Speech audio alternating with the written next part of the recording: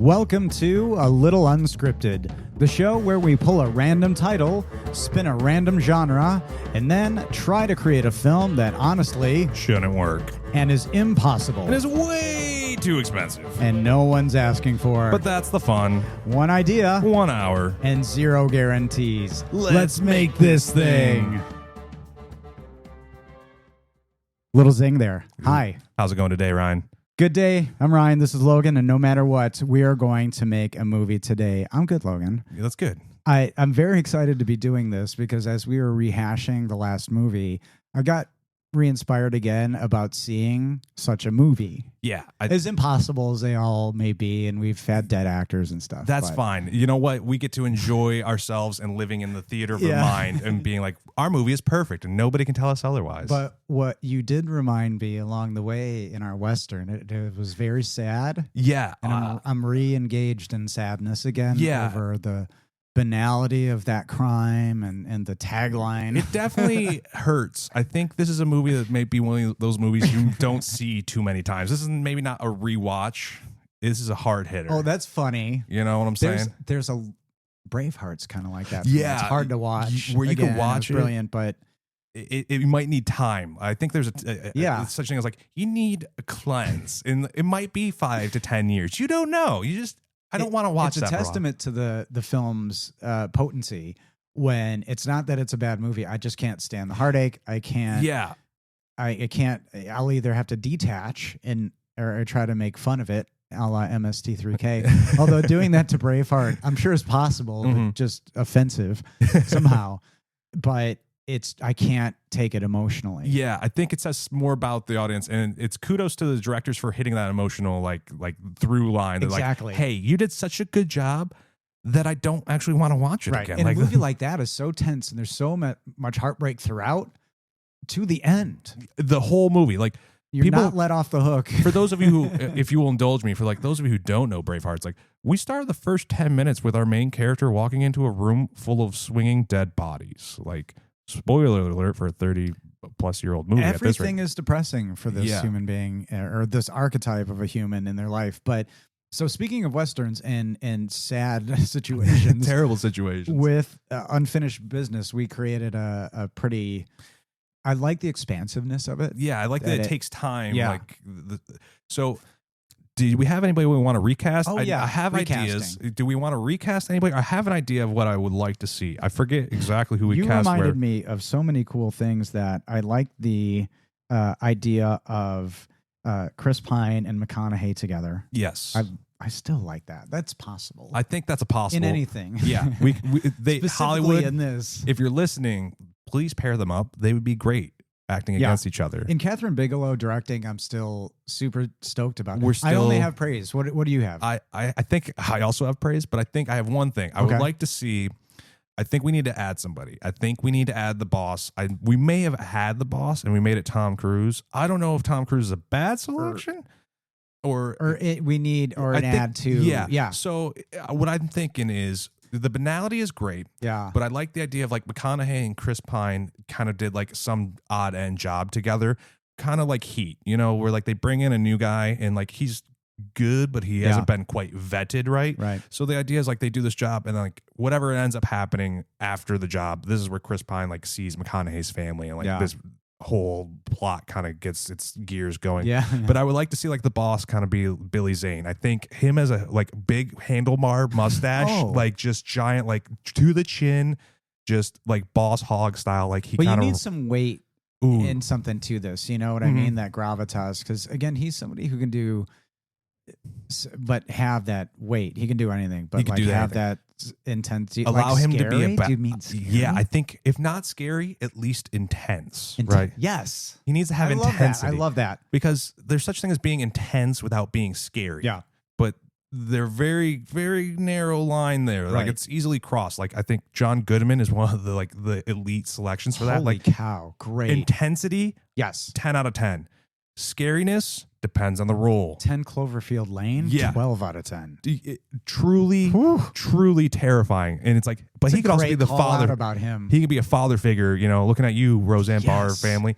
Like, he's a great father figure. And that's like, also, he's immensely menacing. Yeah. Again, presence, but that kindness, that kind-heartedness. Yeah. I don't know how much of that comes from like playing a role that embodied that on TV for so long, but 10 Cloverfield Lane is so scary. Did it give you the heebie-jeebies for him? I was so delighted at how menacing and how truly unhinged, ill at ease I was the whole time watching like that you movie. Felt like your skin kind of tingling watching him in the role, and you're like, what is up? I don't know what's going on. I mean, I'm glad that he's still fucking thriving. Yeah. The guy, he's in the Godzilla or King Kong or whatever stuff. The Monarch. I don't know much about it, but I bet he kills. I saw the one movie and I thought he was great. I think he's still doing some action in that Kong Skull Island. I'm like, this is really fucking interesting.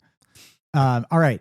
So I'm in with that. And can we, as we evolve as a show, incorporate that idea of even if we have to add something or we're okay adding? So we don't just have to recast. We can maybe fully flush this out. I think we're allowed to adjust on the fly. That's amazing. Things change on the spot. We came up with a great idea, and then you let it simmer for a little bit. We come back. And we're like, that's fair. You know what? We can add a little seasoning here and there.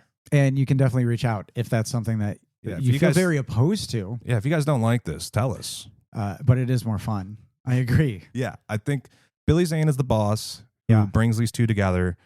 I'm imagining a Sam Elliott style mustache. I wonder how often we get influenced by kind of our pre-discussions and what we were about to do next in a way, because I try to totally detach. Do you have like an internal reset, like when we're about to roll the numbers that... No, I know sometimes I will be like, ooh, that's an actor I haven't thought of. And then like we'll get to a role and it's like, this person would destroy this role. And it helps, but it's not like, oh yeah, I'm going to make sure that they end up in it. Like, no, I can see the bias. I've definitely had like, ooh, that'd be fun. Yeah. But then when we're talking about the role and like the movie that we're building around it, it's like, not that they can't do it, just no, I don't think that that's the one. And then all of a sudden it's like, sometimes you're just like, wait a minute, this is the one. Yeah. Well, to center myself, I'm going to remind myself and those of you listening of the rules that we set for ourselves. And if it's your first time listening, thank you for doing so. We hope this is fun for you if you love movies or not. So in this 60 minutes that we have been given by the movie lords, the ones we gave to ourselves, obviously, we must create a plot to conclusion. We must have a character. Nobody wants to look at a blank roll. Sorry. At least one character. We must have a director. Mm-hmm. We've been we've been on a good kick of writer directors. I don't know if we've done any non-writer directors. We've done a few. Have we? Yeah. Okay. Maybe one or two. We have to re-listen to our own podcast. We have to come up with a tagline. Yes. Secretly favorite part. That's really growing on me. Yeah, it gets better. It can be stressful, maybe. Honestly, we keep kind of leaving it to the last 5-10 minutes, which is really fun to be like, all right, can we really come up with like maybe that's the natural progression of just the storytelling, but episode 1. Yeah. And if this is your first time, go back to the first one because it started from the tagline. Yeah, and the whole movie. Logan's friends having a brilliant life philosophy. It's a great one that I've since adopted on this end. Yeah, so and anytime you guys, I give you all permission to use it if you want to use it. It's free use now. But just credit that it came from us in this podcast and my friend, but use it. But it's have you tried panicking? And it's perfect for any work situation because at any point in time somebody will be like, I don't know what to do, and you just look them dead in the eyes like, have you tried panicking yet? And usually they'll laugh at you. And if they laugh at you, good. And if not, and they give you the look of terror, then you know that they've only been living in panic, and you should probably step in and help them out. You've shaken something loose, hopefully. A couple of good to haves. We've come up with a composer, writers, clearly separate, locations, types of, real sets is not. But we're just coming up with ideas here, everybody. Just spitballing. Not that there are none, but we have some. And we have some just off the cuff. We don't want to plan shit. No, it's I'm more not fun. Into that. It's not that we can't plan. It's that sitting around in a room chatting with your friends about the movie you want to make is way easier to do when you both enjoy making movies. This is true that we're finding. All right. I'm going to spin the magic wheel here. Spin the magic wheel. Give us some numbers. You have the genre typically first. All right. So our number between 1 and 100, those are our titles. That is 72. 72. That's for me. And our number 1 and 55 is 34. 34 as our genre. Ooh. 34. So I'm going to go to our... oh, boy. Ooh. See, I'm trying to read your body language. Oh, boy. The title is Edge Case. Edge Case? Edge Case. Edge Case. All right. 34, ladies and gentlemen, is the genre dystopian. Oh, gosh, that's fun. Yeah, a dystopian edge case. What do you think of when we have a dystopian edge case? Edge case. Yeah, what is an edge case? I mean, I get how maybe the algorithm put two words together, but I like the challenge of trying to make some fucking sense out of edge case. Yeah. Because I think that's going to be a wall that we might hit. Who knows? Yeah, this is an interesting title. So, edge case. All right. Dystopian. Are you officially ready to make this movie? I think I'm ready to make this movie. We got our so timer we're set? legit. We got our timer going. Edge case. Here we go. Could we add a comma to it? Edge comma, case? I don't know. Case edge. Case edge. We reverse it on. I'm stupefied by this title. I'm stupefied. This is quite a title. Edge case. All but right. A dystopian movie. Yeah. I feel like a nonsense, a non sequitur. Even if we work into the film that it's nonsense. Yeah. That's the point. Okay. Do you know what I mean? So given a dystopian film, I feel like we're given some latitude to be weird. Yeah. So if this is a chicken or egg thing, all right. Edge case. Well, let's see. Can you make a case for edge case being a thing? Like, what could an edge case be? I keep imagining like it's an outlier. Like there's something going on. Like I don't know why my brain's like, but like let's treat it like it's a math thing. You got your mean, your mode, and all that stuff. Like it's an outlier. Like it's the edge case. Like this is like the one thing that like nobody predicted because like the chances of it happening are so slim to none that like who would have predicted that happening? I'm a simple, dumb creature. And my first instinct was to mirror that with head case. Ooh. You know, the term head case. Because I'm trying to rationalize this. And that may be the wrong thing. But like, what is a head case? A head case is somebody who... usually crazy or something to that effect. So is there a way that you can spin to give some familiarity to it, if that's what we wanted to do, to create a riff off of head case? Ooh. It'd be an edge case. Like, if you thought a head case was bad, is like... Wait till you meet this edge case. Yeah. So dystopian, I honestly, would love to see Roddy Piper in this. That could be fun. But I'm just remaking Hell Comes to Frogtown probably meets They Live. Yeah, right.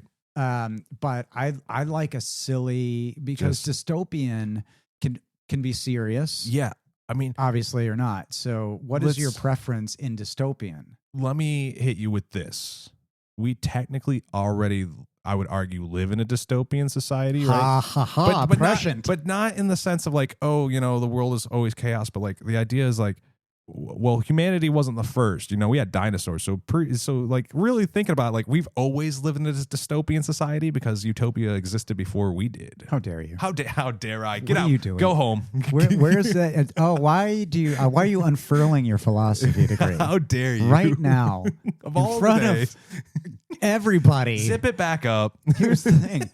So you're talking about subtle dystopia. I'm thinking about trash cans on fire and huge garbage heaps. I like the idea of like They Live where it's this real subtle, like you don't know what's happening.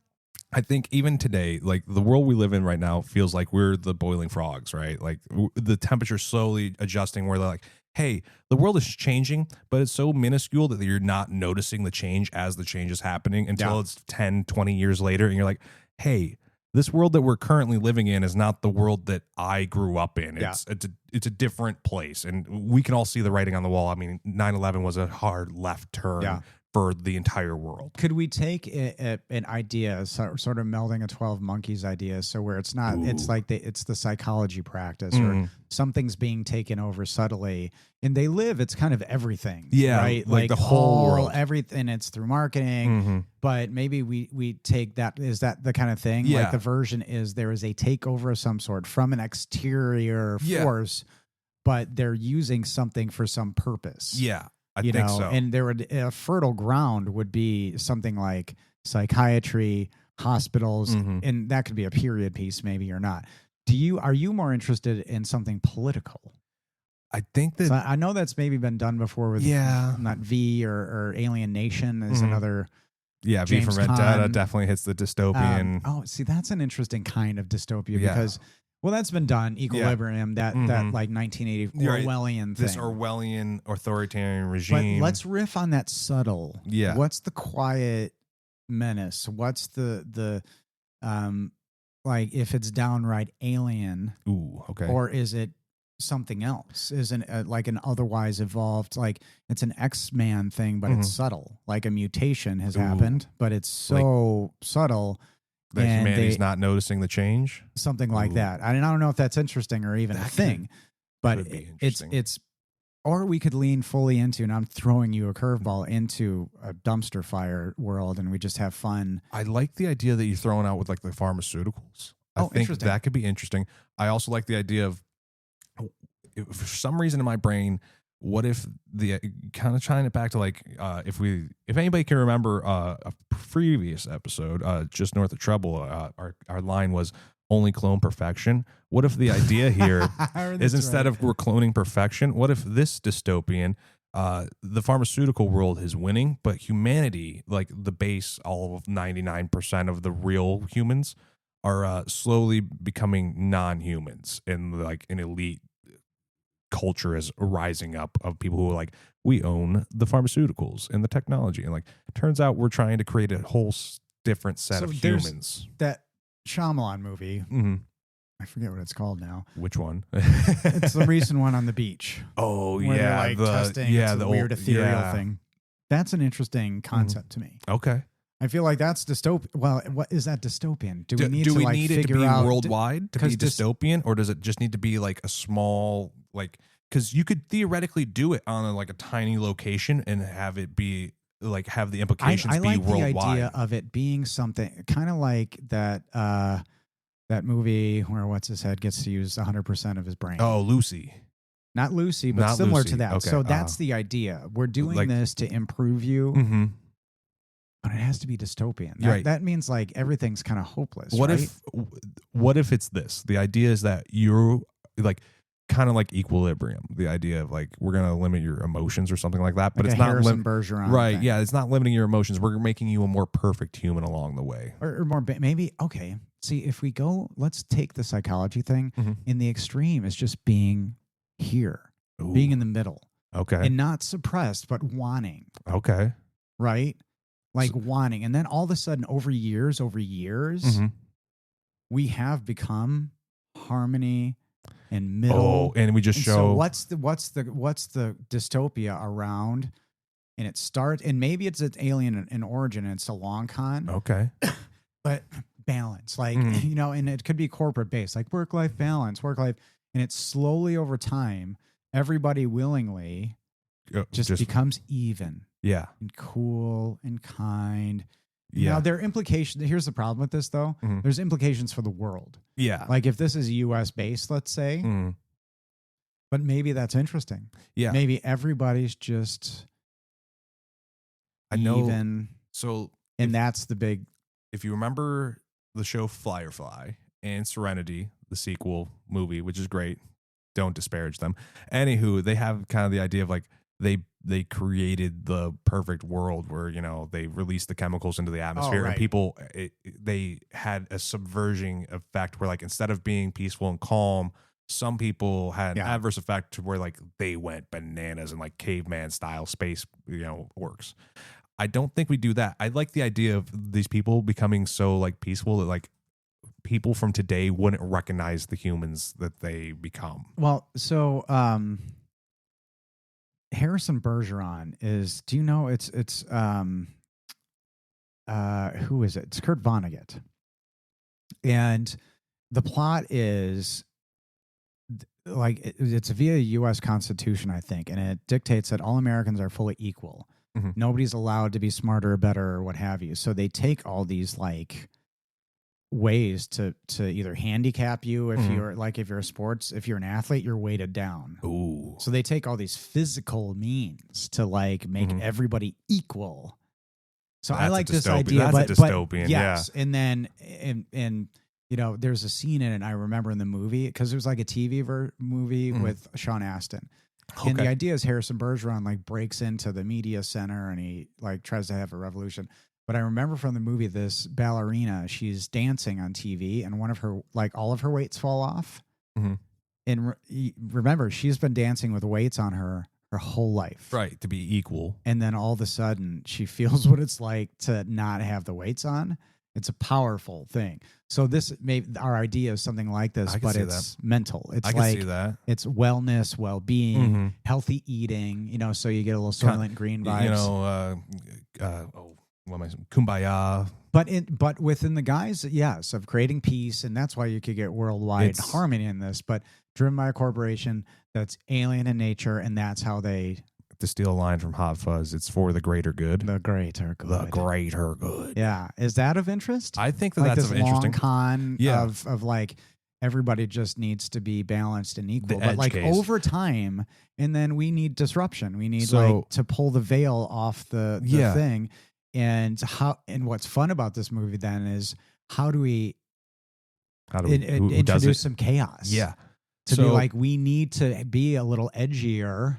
Let's say we're already in this world. Everybody's quote unquote equal, right? They take, but it's more about mental, not like there's still like. Are they taking drugs and like equilibrium? But instead of like it limits their emotions, they're just like somehow could it be physical? Like over time, that we're just made. What that if way. We just like the way our institutions, the way everything is shaped? It's made for everybody just to be. Yeah, balanced. It's a top down thing. And equal, and so like the world. I really like. I can imagine seeing this almost like as a Starship Troopers satire, where like you get like commercial breaks in the thing. It's like you should go to college, and like you should join the military, and you should go to be a corporate exec. I think that like that is, we should probably angle this as a satire of all of that as well. I think that could definitely. I'll throw it back to you. It could be serious. I bet. If we wanted it to be serious. Is it more fun to be more fun? Because you can then lean into when the revolution happens, where, the Beastie Boys' "Fight for Your Right to Party" has to be. That his "Fight for Your Right to Party" is like our anthem song. We end the movie with that song totally as they get to the round. Casting. Absolutely, I think. Okay. Because you can go a certain route. Okay. So we're it's like Footloose. So we're going to take this dystopian edge case, and we're going to hold up the mirror and kind of satirize the world, even though they're not asking for a satire. And the whole like everybody gets a trophy, but like balance. And the idea is like perfection. A little bit of chaos, even in your mind, is maybe okay. So if we need a moral, who is the person that is going to reject our balanced world? Because I could see it. I have an idea. Not to say it's the idea, but of all the people that would probably not be part of the quote unquote balanced society, it would probably be the elites and their family members. Like if there's a pharmaceutical company. So is there a segment of this world though that is allowed to be their own? Yeah, I think so. And that's part of the manipulation? Yes. Yeah. Like, hey, you guys, you're not a politician. You're not a leader. You're not a military person. Like you don't get to make these decisions. Okay. Because, well, you're just a base human. Can Daniel Day-Lewis be the main kind of bad? Like the main driver of course. Is he our John Hurt? Like he's going to show up as like a man on the screen, Big Brother style? You're V for Vendetta-ing. Yeah, I am, but with Daniel Day-Lewis. Yeah, that's the theory. But he is eternal. Like he's been around the whole time and nobody's kind of known. I like the idea of he's not eternal and it's a fraudulent thing. They've been AIing or computer generating his face and just being like. But as a doctor, you can see in the early ads where there has to be a beginning of this. Mm-hmm. And it's people are like, I'm tired of having no balance and having whatever. And then it starts to like, I've gone to this doctor, I've gone to this thing. And then all of a sudden worldwide mental health starts to change. And you could see how that people could be sucked in. Medicine starts to come in. And then over 200 years. I like the idea of like, in my head, for some reason, I'm imagining like the camera's panning in on the planet and we get our planet? Yeah. Okay. Our typical of like speech texting like Star Wars, where it's like the year is 2020 or 2030. Yeah. Like we'll say it's 4 years from now. Humanity has reached its peak, and to save it, we've figured out how to balance the world. We have an opening crawl? Yeah, I think we should have an opening crawl over top of our planet. I was actually saying maybe if you wanted to fast forward the story, you could just show through like internet chatter how it just goes down. I could see both ways. I could see both of those. But I'd like little bits. Let's say this. If we're going to do satire, we need a joke about how the YouTube comment section is the place where people go to relax. the people, the balanced folks don't go there, but everybody who's not balanced is going there. The whole world, everything needs to be balanced, or else it's punished. What if we use it as a joke? Like I was in the YouTube comments the other day, and I just feel so good. I feel so affirmed. So I think we could do that. I think you reverse it in that they're not feeling good. What it is that the comment sections is what drove humanity to do this. Well, you could show all the bad stuff and like reminders in kids' schools, like remember this. People fighting at McDonald's and shit. I think so. I think that's the intro. I'm starting to get scared that this could happen. Are we predicting? Are we self-fulfilling prophecy? No. Is this what's going to happen? Too much. I'm fearful we're going to self-predict this. We need a rebel. We do need a rebel, or maybe rebel without a cause. Is it a group type of movie? Do we have an ensemble or do we have a lead? Are you feeling like a lead character, or is it like a? I think a lead. I'm feeling a lead. That's fun. Not to say you can't have an ensemble within this, but I think you need to have somebody pushing it. Like somebody is our hero or protagonist that we are going to follow their story. I like it. I think that's what this movie's calling for, at least off my brain. I can be convinced otherwise. Not to say like an ensemble wouldn't work. It's just I think that what we're trying to tell is like we're going to tell this person's story in the confines of this world and how it reacts to the rest of us. It may be too old. I keep getting Elysium vibes. Ooh, good movie. And Matt Damon is a good disruptor. I like him. I like Andrew Garfield. Ooh, that'd be a fun one. Maybe Andrew Garfield. Like he's kind of a lookalike, a stand-in for Daniel Day-Lewis. Okay. But I think he's scrappy, and he's just fucking brilliant. Is he just all right? If it is him, who is his character? Who is his character? Like he's our disruptor. Who this is he? A big deal. Yeah. Because how do you get somebody who just like dislodges? I think it has to be one of the elite who defects, right? Yeah. So I think this is what it is. It's like this is why I think the elites need to have like their family is also like I think it needs to be the family. Only one family. Only one family. Okay. Like I don't think you can effectively control the world like this hard for so long. Yeah. And you need to maintain. And over time, that group had to shrink. Okay. And that could be part of the story. Like, well, it started as this, but now only over the last like 50 years, it's only been one family who is in on whatever. Can I hit you, throw which is hardcore. Pitch? I want to toss you a little pitch here just to see test the water, see what you're thinking. Would you be all right with the idea of like, so he's not whatever the chemical is or whatever, that he's not bound by that. It's Andrew Garfield. If it is him, what if kind of Romeo and Juliet style, like he sees somebody who is, and like he kind of like he falls for this person who's actually been like quote unquote balanced. But could that person be an anomaly? Like a 1 in a million is immune to all of it. Ooh, I was thinking has more to play ball because I could see that.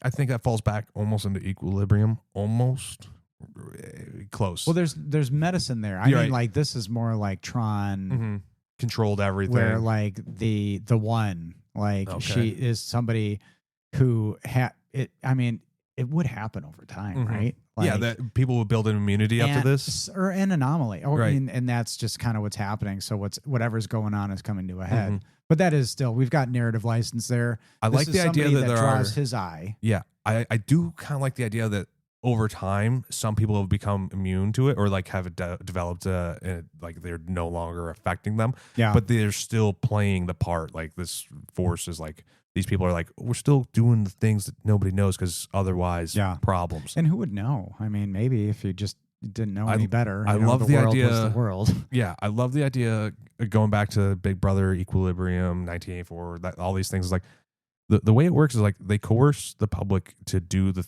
dirty work for them. That's the big secret. Is like, oh, the police are going to come get you. It's like, well, okay, yeah, the police are going to come get me if they see me do a crime. What's realistically more likely to happen is you, my neighbor, are going to witness it and call the police for me or at me, you know? So I could see that being part of this story as well. Like, it turns out that, like, some people aren't actually balanced anymore, and, like, they misstep and they did something and they noticed. You know? They live style. The aliens noticed it. So given that it is the elite and you have, like, a breakaway is going to be a younger person. Do you see younger than Andrew Garfield? Do you maybe think that is somebody Tom Holland could do? You really want to go to Spider-Man? Yeah, what the fuck is wrong with me? Are you going Spider-Man? Sorry, you really want I'm these not. Spidermans. I'm not. He was like, I really like the Spidermans. I just Timothy Chalamet. While we're at it, is he Spider-Man? No, I think he auditioned for it, but he did not get the role of Spidermans. What role? I'm like dark-haired dudes. Yeah, dark hair. I don't know what's wrong with me. Chiseled jawline. Somebody who's really. Does it have to be male or female? Do you want to be a male? That's kind of how I went, because it just sounds like a dude thing to do. It does kind of sound like a dude thing. But it has to be somebody who. But here's what's challenging about this movie, actually, is this world is boring. Yeah, I think so. You need to, and fun challenge to make not possible to sell. But most of what happens is going to be boring because everybody's boring. I think so. An actor who is boring but can be capable of a reasonable level of wildness, intensity, like it's a Robin Williams, you know, a peak. Adam Driver. No. I can see you. I'm going to say hard no. Hard no. Adam It's too Driver. hard to look at. He's not beautiful enough. No. How dare you? Need somebody beautiful. You need somebody beautiful in this role. All right, we need a beautiful. What brought you to Adam Driver? I don't know. I think he can do cool and collected. But you're but thinking then he about also like can go straight bananas, and he can have that emotional outburst that I think we're looking for this character to potentially get to. Yeah, exactly. For some reason, I keep imagining him like kind of like Charlie Heston in like, you know, Soylent Green, like at the very end, like he's trying to, you know, tell the people what's happening. More fun because there's some humor to it, but dark humor. Are you thinking? Yeah. Yes, dark humor. I think dark humor is good. I don't think it's the only thing, but I think we could have some dark. That humor. helps me with the character because, you know, and I go back to Andrew Garfield because the Spider-Man character, Peter Parker, is kind of a zero. Yeah. You know, but he's accidentally funny. And, you know, he's an unlikely hero. But do you want this to be more of an intentional hero? Ooh. I like the idea of like he stumbles into it. I do like that idea. So that's a good, I mean, a lot of actors. Here's a question for you. Before we try and figure out who this actor is the idea that what if this family is like going out and about in public to like show like this is their son or daughter, whoever they are, like they're like, here, let's show you what the world looks like, and this is where we get to show the moment like you're in on what's going on. Like where they're like, hey, by the way, you know, everything's great, but it's like, let me show you why everything's great. Let me peel the curtain back for you so you can kind of see like we made the world this way. This is why the world's like this, because it benefits all society. Yeah. I think that needs to happen. Like we need to have them drive through downtown, like New York, or like to the bad parts of town. And it turns out the bad parts of town are no longer bad. And like when I was a kid, there was dirt and debris and everything was everywhere and there was chaos on the streets. And it's like, now look at it. It's perfect. And it's like every other store is like the same store. Lie? Yeah. Not a lie. They created. But the world has been perfect for a long time. Yeah. They're just able to be themselves for whatever reason. Yeah. They created perfection. And so it's just a way to scare this person. I like the idea that, them, but I think the idea is to show that they built it and that the world wasn't always this way. To go back to my philosophy a little bit, it's like, if you'll indulge me, I think one of the problems with heaven is that there's no drama. Yeah, everything will be perfect. You'll live in a beautiful clouded city, and you have all of eternity to do anything you want. It's like on paper, it sounds great.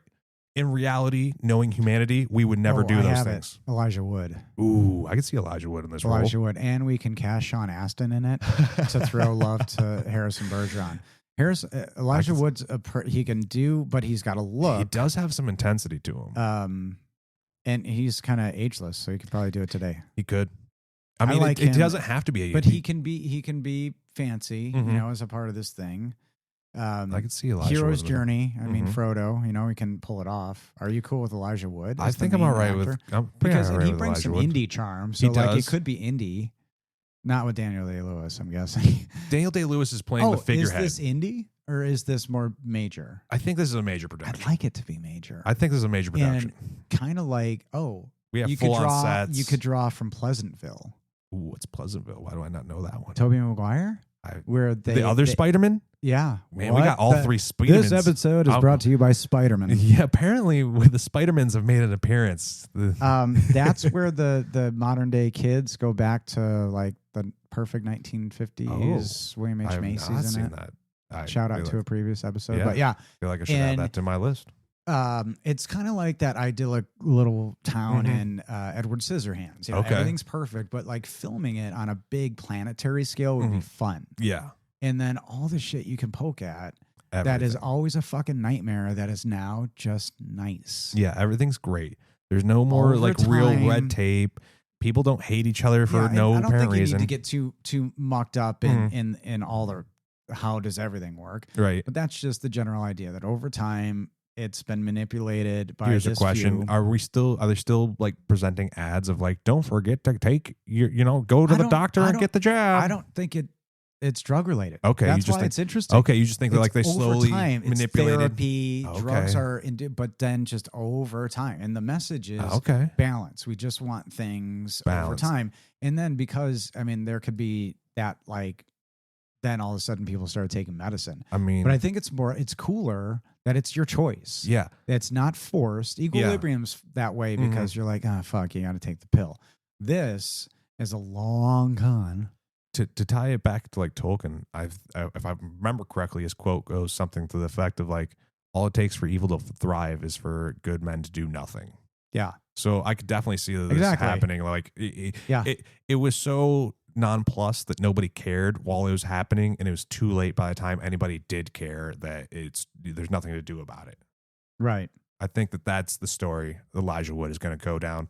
I think Daniel Day-Lewis he's got to be the doctor. He's a doctor first and foremost. Yeah. And he's like the one leading this wellness. It could be even like, is it interesting if it's more like cultish to begin or no? What if, because that's a little I like much. Looking back at history a little bit, and that if you remember like the Kellogg's and like asylums and stuff like that, like we all like to attribute asylums to like insanity. Road to Wellville. Yeah. I love that and movie. it's like not all asylums were about insanity. So it could be something to like, we could combine it with a mega church as well. Yeah. Like, hey, here's this cult of personality type figure, very charismatic, very charming, going to tell you stuff that like, hey, doing this will make your life better. And they create a flock around them. And much like religion does, they tell the flock to go out and spread the word. So like, I could see this whole thing becoming like a religious, cultural revolution worldwide. That's not based around religion. That's a concerted tone. But because somebody will be like, you're going after this, or I don't think we need the cult. I don't think in the original version that we came up with minutes ago. It's subtle. Yeah, it's just medicine and psychotherapy and psychiatry. And that's what's manipulated. It's been played out over 200 years under the guise of normal but more and more people start coming in for. Light touches and then over time I can see this movie happening everywhere, and then with external forces that we don't have to write about. Maybe that's in the serialized novel that comes after. The serialized it spreads to the world, but its spreading is just fine. I like it. No war, no, and like people are like, that sounds okay. I'm not going to strive big. I'm not going to strive it doesn't. Right. And you can have tons of stuff for like CEOs burned out. As long as you keep contributing to society, you're doing good. Yeah. And doesn't matter. So over time, they can shape society in a way that just fine. I like it. And there's still psychotherapy and things that happen, but they're just over time. And I wonder how people would evolve over, with these influences. Some are real, some are not. But then over time, that group of elites, of which Elijah Wood, this is great. I like this. Is into it. Yeah. He's young Goldie Hawn as the mom. As his love interest? No, as the love interest. Oh, We're getting fanatical. I'm just throwing out like wild things because she's got so much light and she's so bright. But if she but she's balanced. If she wants to do drama when she's done drama, she can do it. Mm-hmm. But it's kind of like The Island. Did you ever see The Island? I did see The Island. Ewan McGregor and Scarlett Johansson. I get those vibes. So I'd like to match somebody with Elijah Wood, maybe. Okay. That, through the filmmaking can be muted, but when they really come alive and they're starting to like create this revolution, it's more fun and joyous. Kate Beckinsale do it? Yes. I don't know. She doesn't get enough roles, I feel like, and she's stellar in everything that I've ever seen her in. I don't know if everything she's ever been in is stellar, but she is great. Yeah. Let's do that. You know why? Because she has a brightness to her. She does. I think she's probably 7 feet taller than Elijah Wood. A lot of people are, maybe. I don't know how tall he is, but I mean, are we going to be heightist? Are we ableist now? He hunched over in Toxic Avenger. Did you see the new Toxic Avenger? I've it's not fucking seen it. Amazing. Is it good? Kevin Bacon, the villain. Oh, it's great. Kevin Bacon's the villain? He's the villain. Yeah, it's wonderful. Wonderful. Okay. And he plays this really kind of deformed character, and he's all hunched over with this wild prosthetic. He looks terrible. I'm down. But it's so fun. And he's, I like him a lot. I think he carries a movie like this 100%, even if it's a huge one. All right. Kate Beckinsale. Yeah. I think she's great. So to kind of circle back, I think the idea of like the family is showing him, like driving him around, kind of showing him this mega city, whatever. Do you have an idea of his parents? I think those are good characters. Can Willem Dafoe be his dad?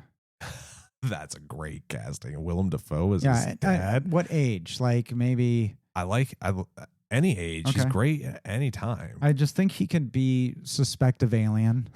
Because the thing definitely is not human. Like you have to wonder maybe if over time this family is one of them now. I like the idea that and he's got to wonder, am I now? And maybe at a point in the movie he's like, wait, am I human? I like that idea that humanity is at that point where it's like we don't quite know what is and isn't human anymore. Once things are revealed, right? Once he's revealed, I like that. I do like Willem that. Dafoe. Willem Dafoe is the dad. I can get behind Willem Dafoe as the dad. That does sound fun. I'm somewhat of a scientist myself. If he doesn't have a line like that where he's a scientist, like he took over as a head scientist for this company, I'm going to be so disappointed in us. That may be a high price tag. I wonder, legitimately, like if you were to do that, it costs so much.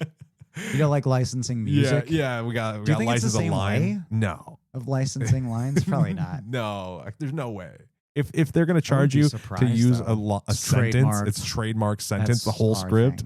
It's clearly been established in memes. Yeah. It's like he could just say he could literally just be like, "I'm a scientist." See Laura Dern. I love Laura Dern. I also love the idea of like I could see the whole thing being like it's a big extended family, but like we have a lot of like.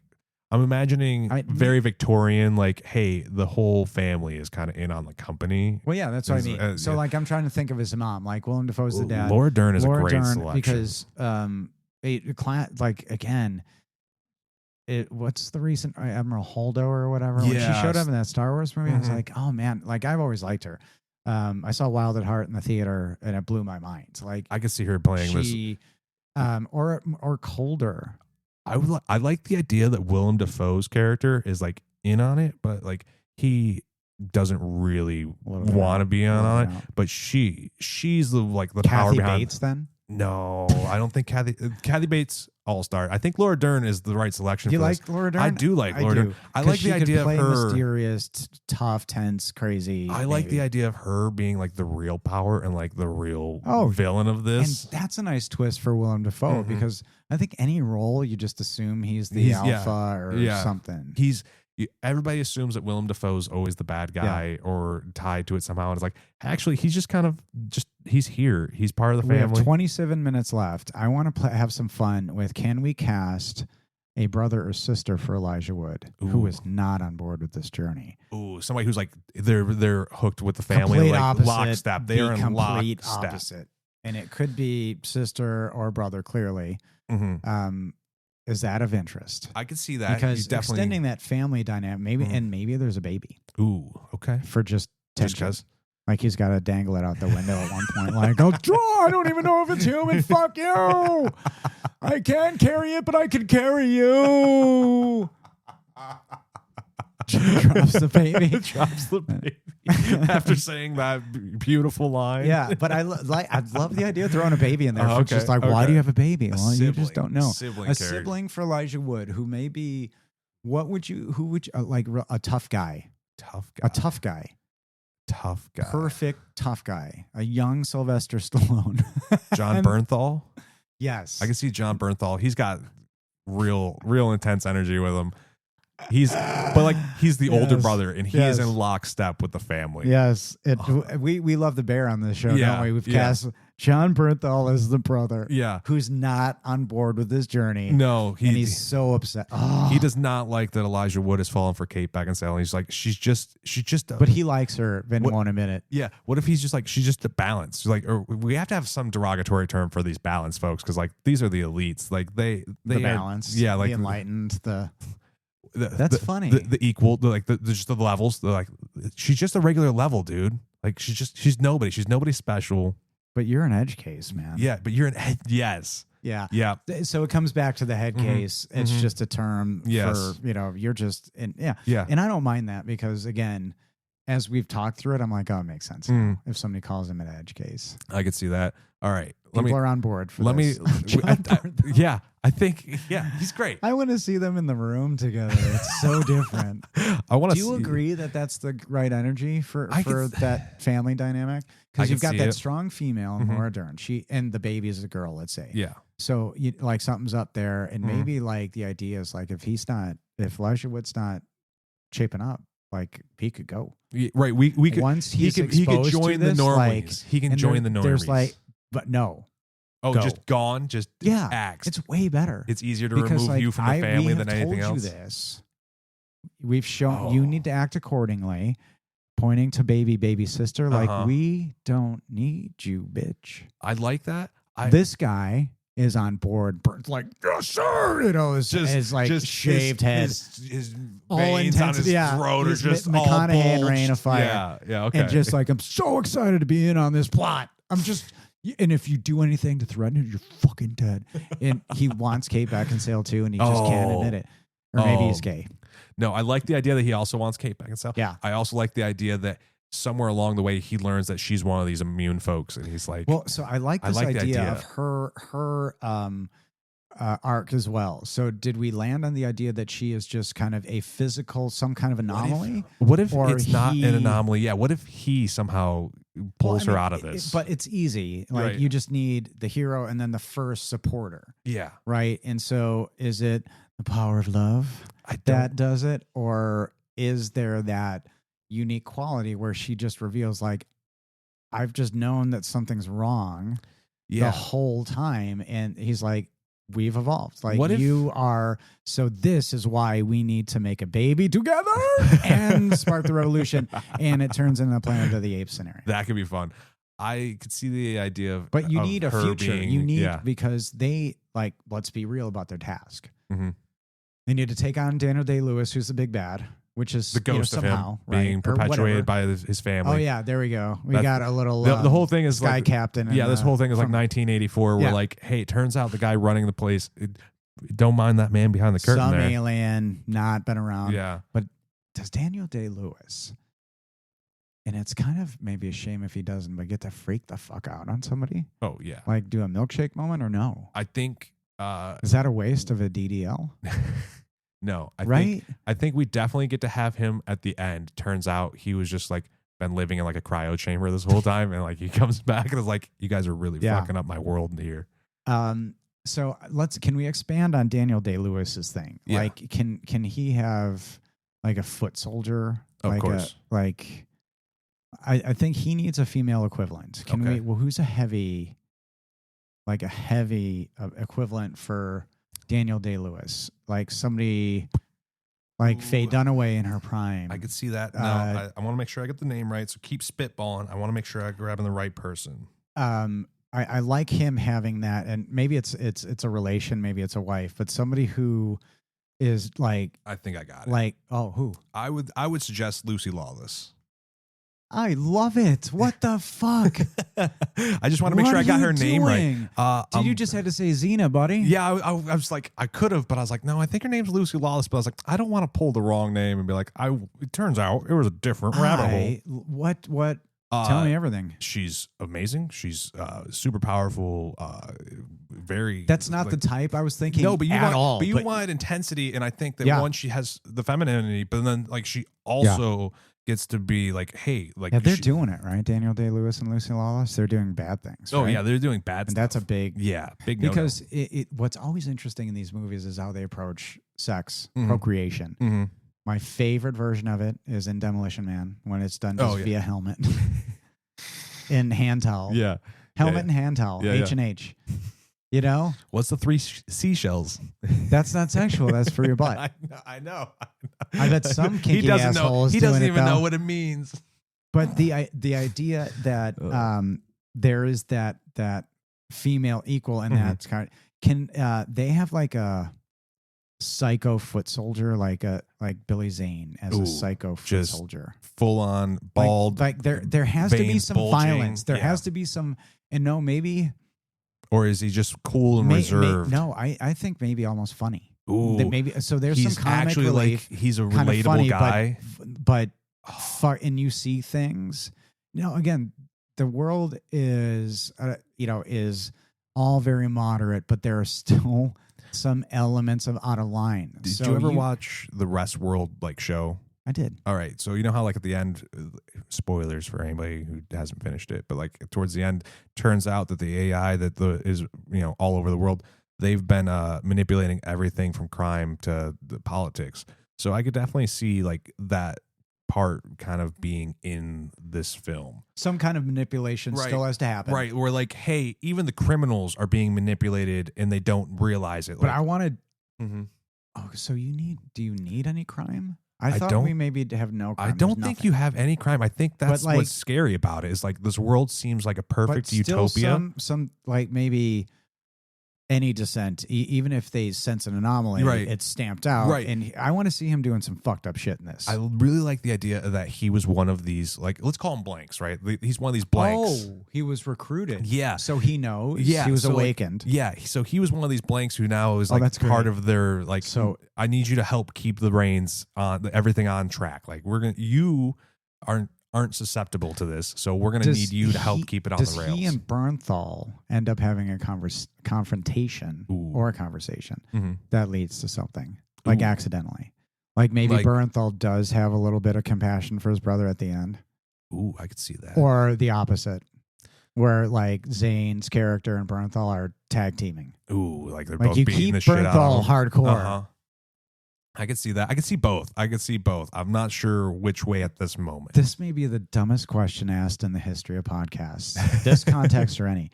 What place do animals have in this world? And can that angle be used interestingly? Ooh, are there animals? Are they gone? Is there a distinct absence? Ooh, that would be terrifying. We don't actually there's no animal noises. It's just everything's a mega city and humanity's perfect. Animals quote unquote. Upset the balance. They're too unpredictable. That would be a wild thing. And we don't explain it or why they don't exist inside the film. It's just you got to come here. It does. We know it, but they don't ever explain it. I could see that. That would be terrifying. That would be terrifying. Actually, Elijah was just walking, he's touring the town, right? They're showing him the tour, and before he runs into Kate Beckinsale, he's like, where are the birds? They have gardens and they have birds and they have wildlife for the elites. And he's that could be problematic though. It could be. I could see how do you hide that? I like the idea that there's nothing. And they find the first one. Okay. I could see that. I could see it. So there's I'm getting wild. There's a forbidden zone. Nobody's allowed to go to. This feels like Aeon Flux a little bit. They find a little squirrel. I don't know. A bunny rabbit or something. Something cute. So I'm interested by the no animals. Yeah, that's interesting. I think that's pretty interesting. Heartbreaking, just the idea, right? Right. God. Humanity's still alive. And then you're like, well, I guess, and then it may not be interesting. I don't know why I said it, but I think it really does strike at something. I'll be honest. I saw Bernthal and Zane's character threatening Elijah Wood with some kind of animal. That's what kind of brought it up. Then I was like, okay, well, maybe, they could. maybe they have a threatening dog or some sort. Right. But I like the idea of no animals. I like the idea of like nature has they had kind to of like lost extinguish out. it all. Yeah, nature's lost out That's to humanity. Okay, that may be a narrative problem, but I think it's kind of fun. I think it's or actually at least pretty interesting. Domesticated pets or something. Or remember, the world we're building is these humans are balanced, right? These humans have figured out whether through coercion or some other means, they are quote unquote balanced now.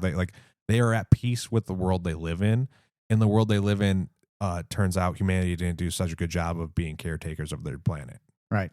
I could see I could see that being the case, and like outside the mega cities. That's why I love Logan's Run, because when when they break out and they find, what was the old Capitol and the one guy living amongst the books. I could see this same kind of idea, like they bust out of the city or something, or this mega city, and like they realize that like humans lost humanity along the way.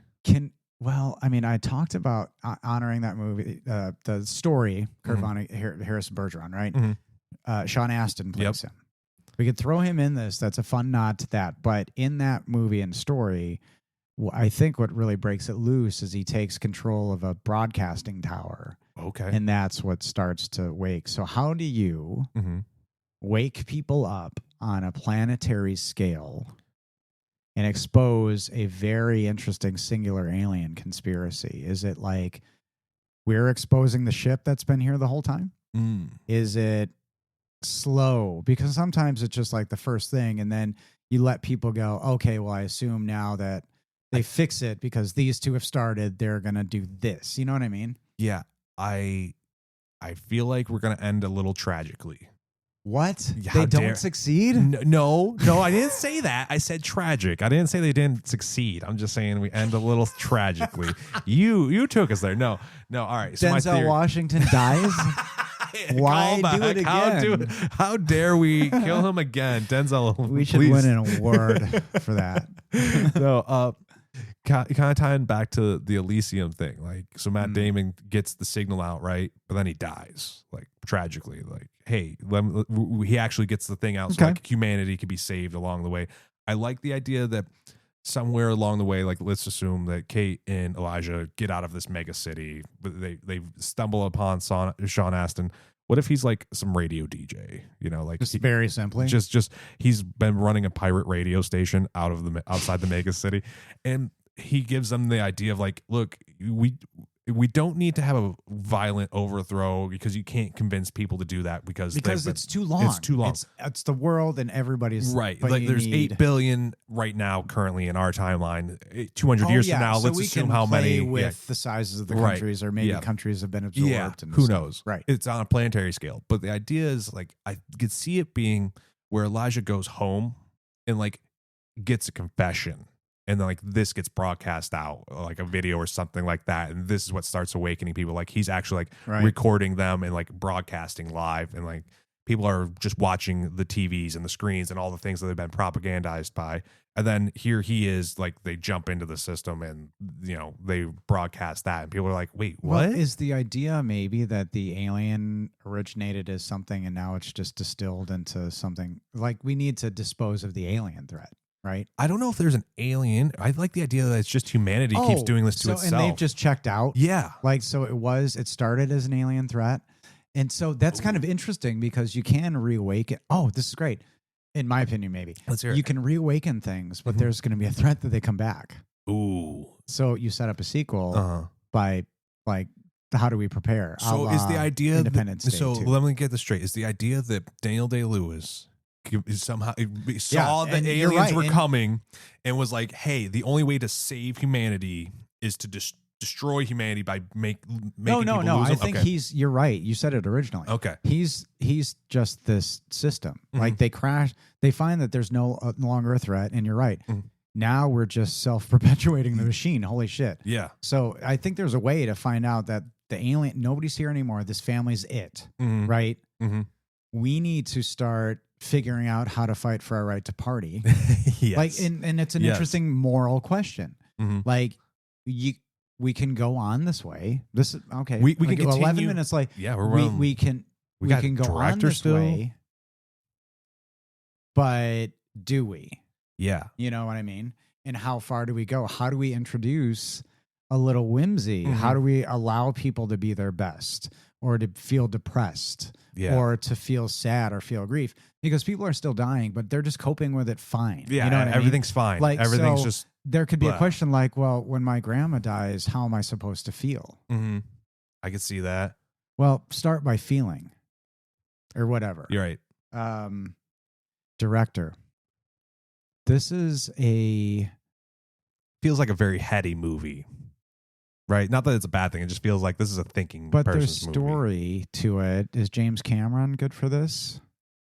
I won't say no. James Cameron is great. I just don't know. I'm thinking of another alien, or Ridley Scott is actually who I meant initially. I can see Ridley Scott doing this because as a feels like thinker, I'd put John Carpenter in there if we're gonna do. I could see like John Paul Verhoeven. Ooh, I would put my hat on Paul Verhoeven. And I'm just cheating because of the commercials. But honestly, no.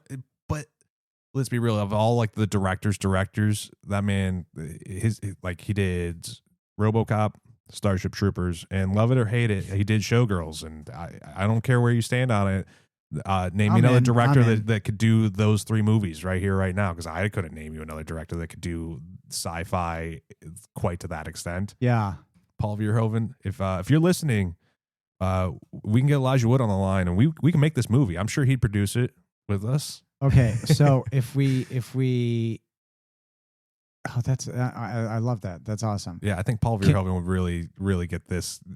He would do the satire so good, like all the other satires that people didn't realize he was satire. Like he was making fun Jones write it? Duncan. Oh, is it? Yes.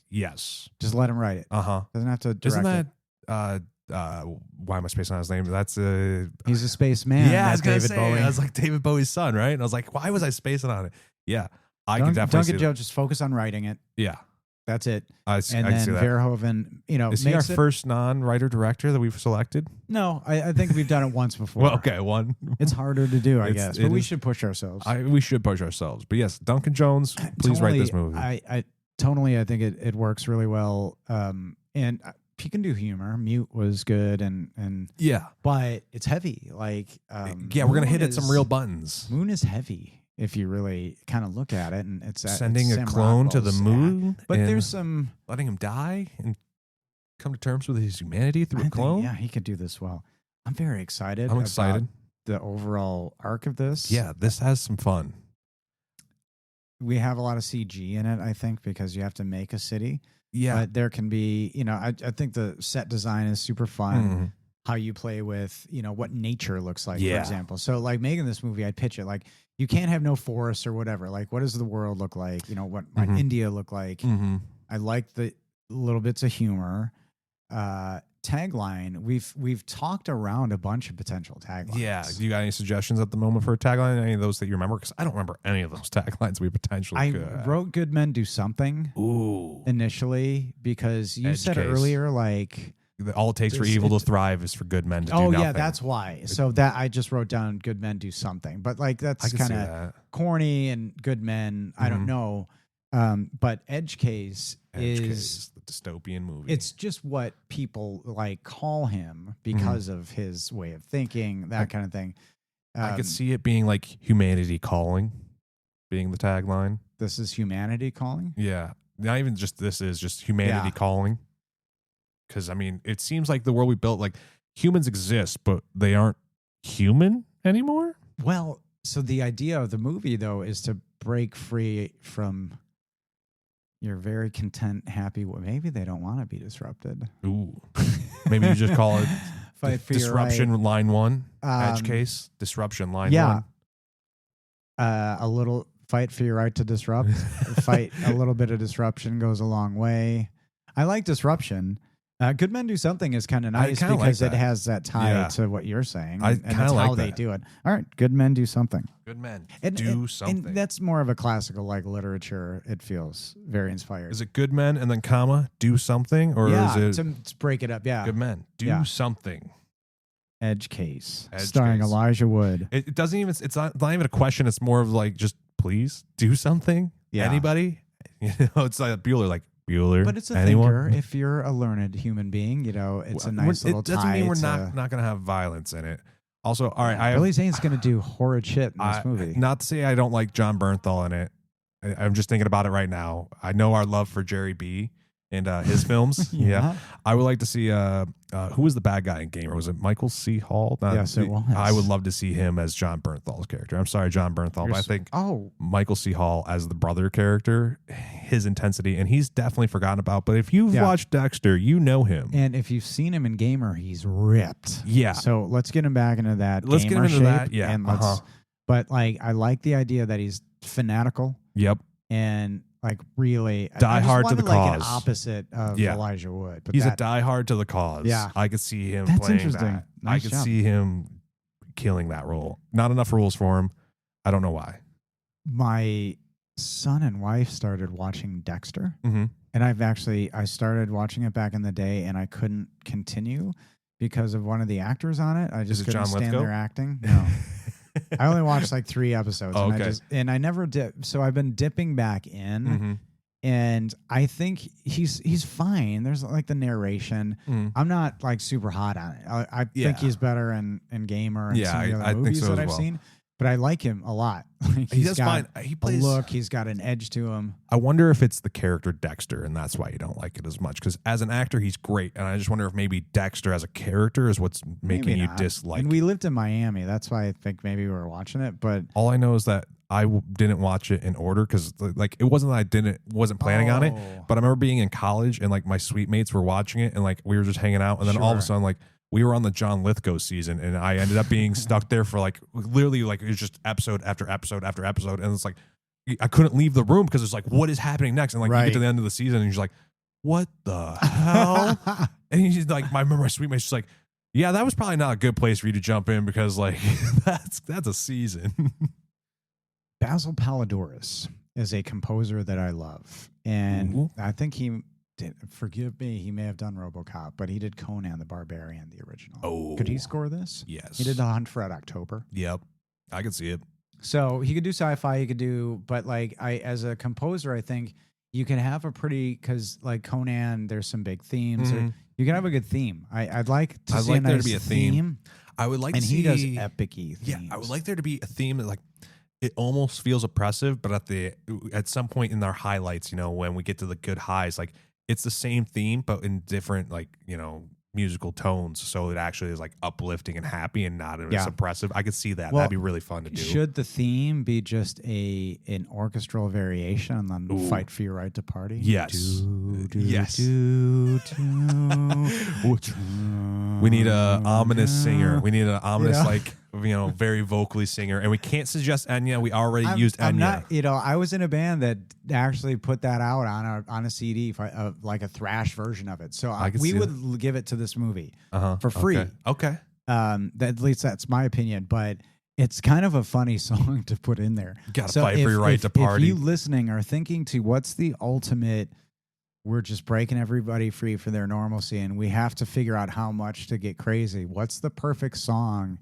Yeah, that underscores that. We have a song, but I want to hear what your guys' song is. Suggest free, but not too much. You know, how much is too much? That kind of thing. Is "Want to Break Free" by Queen. Fight for your right. Think about the end of this movie, and there's got to be a good last line. But dun, dun, kick it, dun, Master of Puppets by Metallica. That's a good one. Actually. That'd be a good one to end it on.